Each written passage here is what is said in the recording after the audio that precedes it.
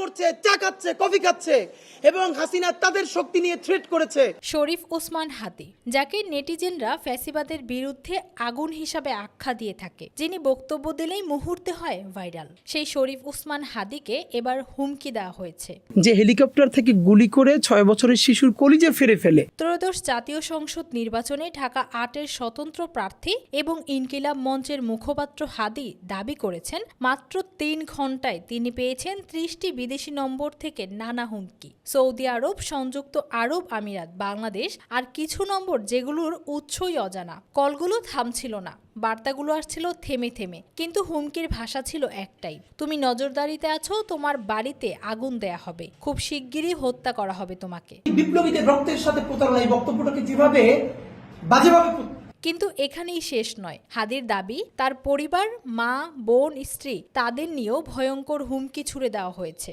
তার ফেসবুক পোস্টে পাওয়া যায় বিস্ফোরক ভাষা। তিনি লিখেছেন, ১৭ তারিখ রায় হবে, আর আমাকে আগুনে জ্বালিয়ে দিলেও আমি পিছু হটব না। এক আবরারের মৃত্যুর পর জন্মেছে হাজারো আবরার। আমাকে হত্যা করা হলে আল্লাহ আরো লক্ষ হাদি তৈরি করে দেবেন। শব্দগুলো যেন ছিল ক্রোধ আর বিশ্বাসের আগুনে লেখা। তার পোস্টের পরেই তিনি যুক্ত করেন স্ক্রিনশট। রাত ১২টার পর থেকে বাঁচতে থাকা অচেনা সব কলের হিসাব। ঢাকা ৮-এ প্রার্থিতার ঘোষণা, শাহবাগে আওয়ামী লীগের নিষিদ্ধ লকডাউনের বিরুদ্ধে জনতার প্রতিরোধ, সব মিলিয়ে হাদির পথ যেন আরো উত্তপ্ত হয়ে উঠছে।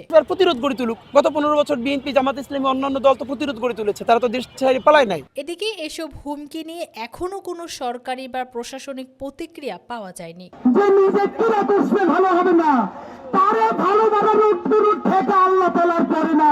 News desk, Dhaka digit.